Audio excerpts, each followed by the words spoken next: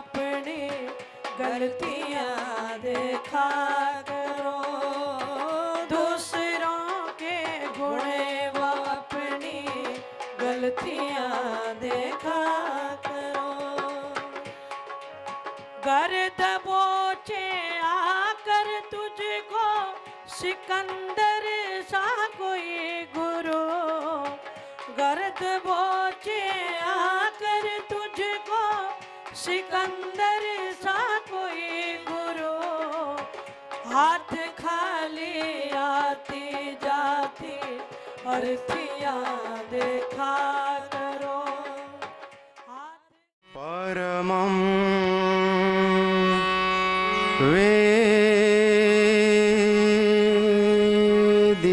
वेदितव्यं त्वमस्य विश्वस्य परं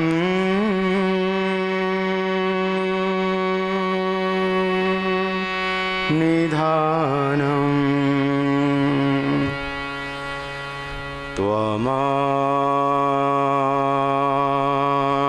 त्वमव्ययः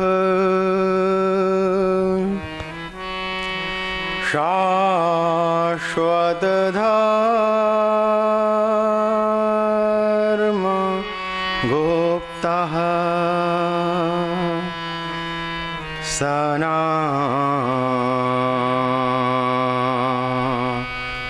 सनातनस्त्वं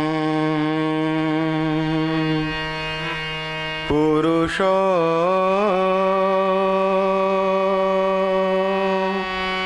महतो मे। वायुर्जमोऽग्निः वरुणः शशाङ्कः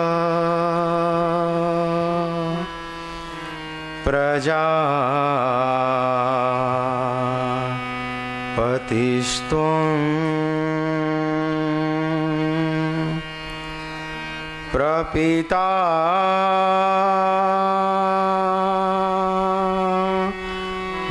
प्रपितामहश्च नमो नमस्ते तु सहस्र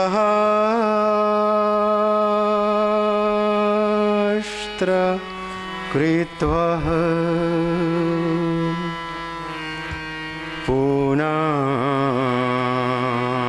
पुनश्च भूयो पि नमो नमस्ते पुनश्च भूयो पि नमो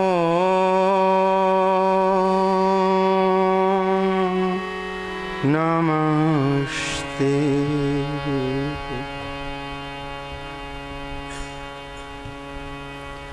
बोलिए भक्तवत्सल भगवान की जय। सच्चिदानंद भगवान की जय। उमापति महादेव की जय। श्री सद्गुरुदेव भगवान की जय।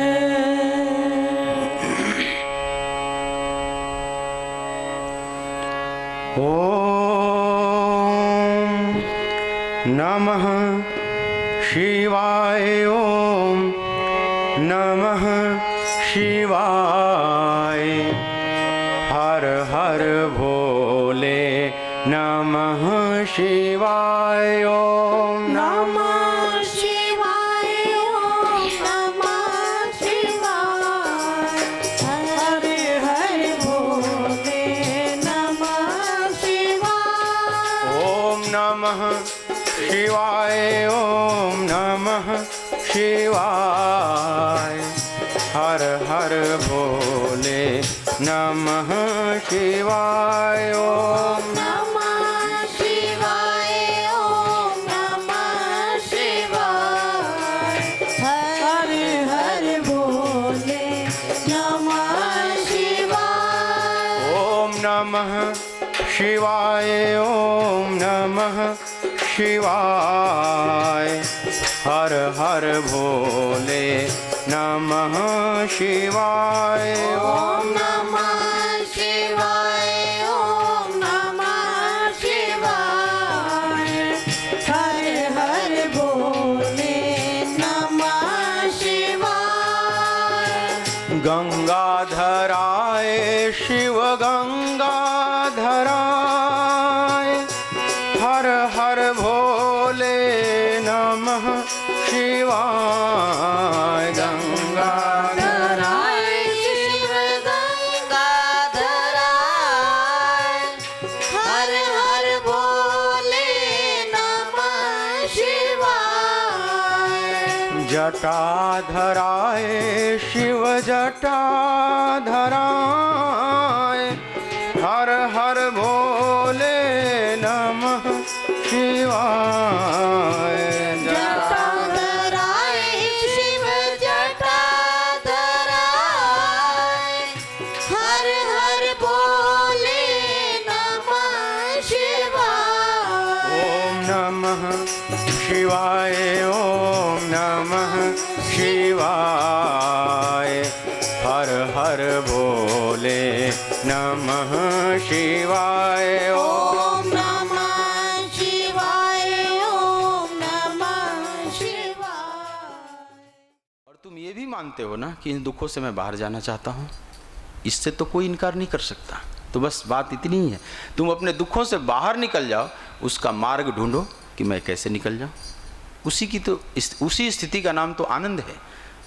दुख रहित स्थिति बने आनंद की स्थिति। और यह कौन नहीं चाहता? मनुष्य ही नहीं, कीट पतंग से लेकर एक पेड़ पौधा, एक वनस्पति तक, कोई भी ऐसा इस ब्रह्मांड में नहीं होगा जो दुख चाहता हो, क्योंकि हमारा स्वरूप ही आनंद स्वरूप है। वो आत्मा की मांग होती रहती है, सहज सुख राशि, वहाँ से वो मांग उठती रहे। तो आप नास्तिक हैं कि आप आस्तिक, ये बहुत मायने नहीं रखती बात, पर आप आनंद चाहते हैं और उस आनंद का मार्ग ढूंढिए कि वहाँ आनंद तक हम कैसे पहुँचे। आनंद हमारा लक्ष्य है, the supreme goal of life. जीवन का परम लक्ष्य आनंद है, इससे कोई इनकार नहीं कर सकता। अब वहाँ तक पहुँचने का मार्ग क्या है, उसको ढूंढना है। ढूंढ सभी रहे, लेकिन सब सही रास्ते से नहीं जा रहे। कोई आनंद ढूंढने में और लूट पिट जाता है। इस संसार में सभी आनंद ढूंढ रहे हैं। संसार एक हाट की तरह है और यहाँ सभी आनंद खरीदने के लिए आए हुए हैं, सब खरीदना चाह रहे हैं। कोई भोगों में ढूंढ रहा है, कोई विषयों में ढूंढ रहा है, कोई राजनीतिक पद पाकर ढूंढना चाहता है। लेकिन देखा जाता है कि अधिकांश और गंवाकर अपना चला जाता है मूल भी, और हाथ में लगा जीरो, यहाँ तक कि माइनस, दिवालिया होकर चला जाता है। यह संसार हाट बनिए का, यहाँ तू सौदे आयो। यह संसार हाट बनिए का, यहाँ तू सौदे आयो। चतुरो माल चौगुनो कीन्हो, चतुरो माल चौगुनो कीन्हो। मूरख मूल गवायो, भजन बिना बावरे। तूने हीरों सो जन्म गवायो, भजन बिना बावरे। तूने हीरों सो जन्म गवायो, भजन बिना बावरे। अनेक नास्तिक हुए इस धरती पर, वे बड़ी दुखी होकर गए।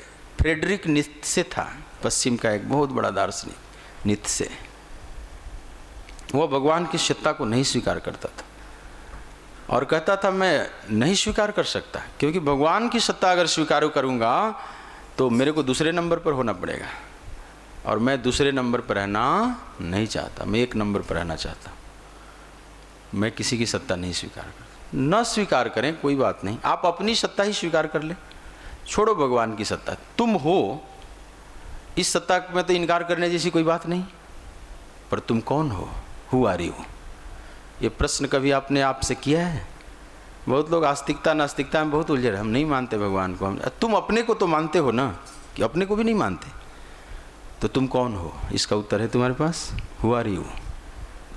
तो यहाँ से भी यात्रा शुरू हुई, रमण महर्षि की यात्रा यहीं से शुरू हुई। हु एम आई, मैं कौन हूँ, या परमात्मा कौन हो कह के ढूंढो, या मैं कौन हूँ, कहीं से भी यात्रा करें पहुँचेंगे वहीं। तो इसलिए सत्संग की जरूरत सबको है, क्योंकि आनंद की जरूरत सबको है। तो इस सत्संग में मत समझना कि हम भगवान को थोप रहे हैं तुम्हारी खोपड़ी, मानो या न मानो, लेकिन इतना तो मानोगे कि हम आनंद चाहते हैं, इसमें से तो कोई इनकार करने जैसी कोई। तो जो नहीं माने, अहंकार से डोलते रहे, अंत में बड़े दुर्द, अंत में नित्य से पागल खाने में मरा तरफ तरफ का। क्योंकि अंतिम विश्राम, वो अंतिम नास्तिक बड़ा अशांत हो जाता है भीतर से, कहीं उसको आश्रय नहीं मिलता। नास्तिकता बहुत पीड़ादायी है। तो भगवान में श्रद्धा करके, श्रद्धा का आधार है उन महापुरुषों को जो आपसे पूर्व हो चुके हैं अतीत में, जिन्होंने एक जीवन में मस्ती पाई है, और वे पुकार पुकार कह रहे हैं कि आए मानव तुम इस रास्ते से आओ। उसी रास्ते से चलकर मैं उस मंजिल पर पहुंचा हूं जहां पायो परम विश्राम। जिस विश्राम को तुम ढूंढ रहे हो, मैं उस शिखर पर बैठा हुआ।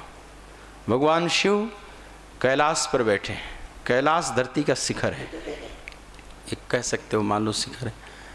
ये तो भौतिक कैलाश है, लेकिन आध्यात्मिक कैलाश माने शिखर, अध्यात्म का शिखर। और वहाँ वे परमानंद में स्थित हैं और जीव को पुकार रहे हैं कि ऐ मानव तुम आओ, ऐ जीव, ऐ भूत प्राणी, तुम भूतेश्वर की तरफ आओ, यहाँ विश्रांति है, देखो मेरे को।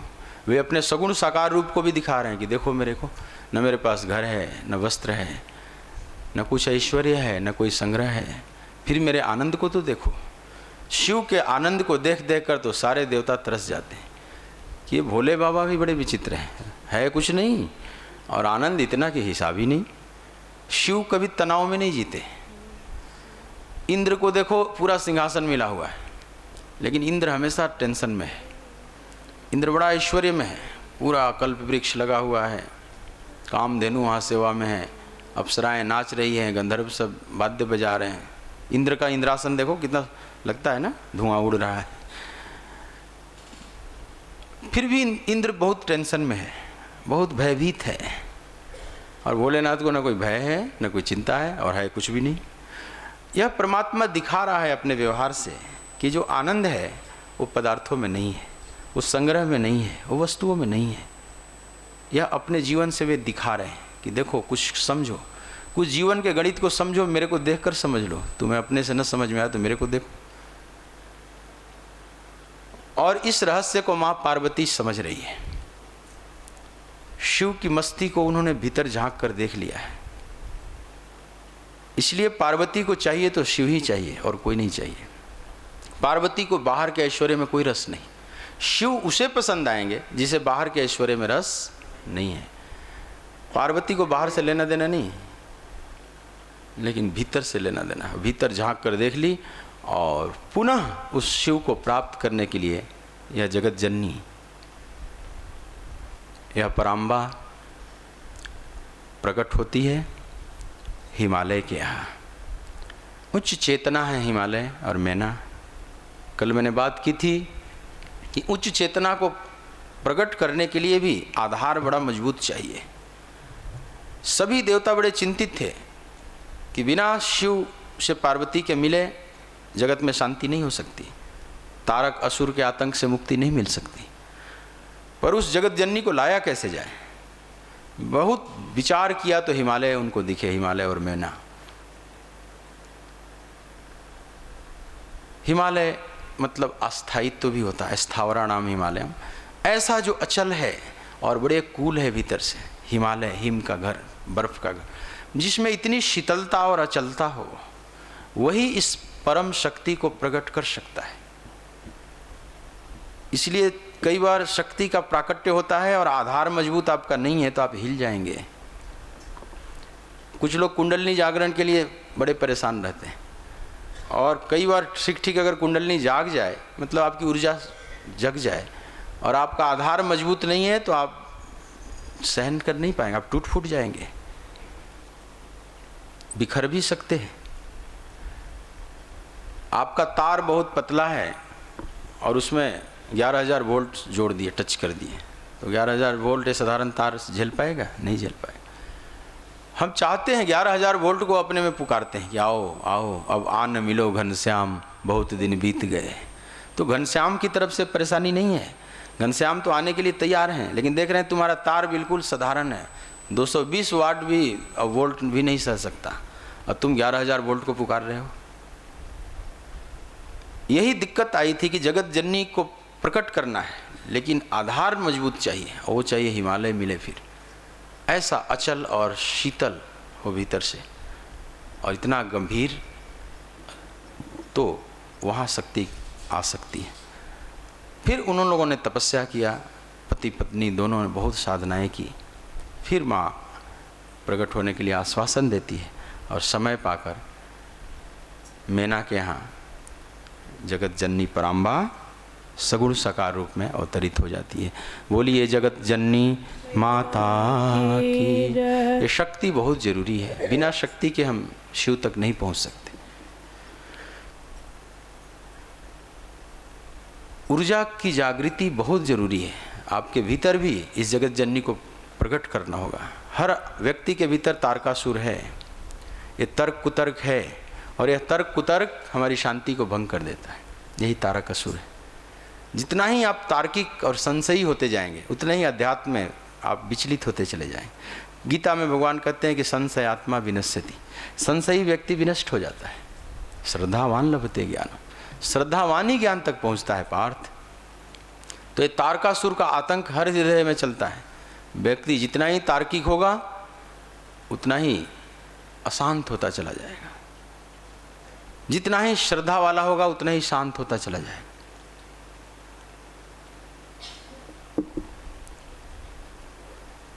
तो इस तर्क कुतर्क को समाप्त करने के लिए भी आध्यात्मिक शक्ति की जरूरत है। वह आध्यात्मिक शक्ति जब प्रकट होती है तो अनेक आध्यात्मिक अनुभव होने लगते हैं, उसके चक्र भेदन होने लगते हैं। अनेक बैरियर को, जैसे अभिमन्यु अपने सातों फाटक को तोड़ते जा रहे हैं, चक्रव्यूह को तोड़ते जा रहे हैं, तो हम भी एक चक्रव्यूह में फंसे हुए हैं, और वह ऊर्जा जागृत होती है तो वो चक्रव्यूह को तोड़ तोड़ कर अंत में सहस्त्रार तक पहुंचती। तो यह बाहर भी अवतरण होता है करुणावश परम चेतना का, और हर भक्त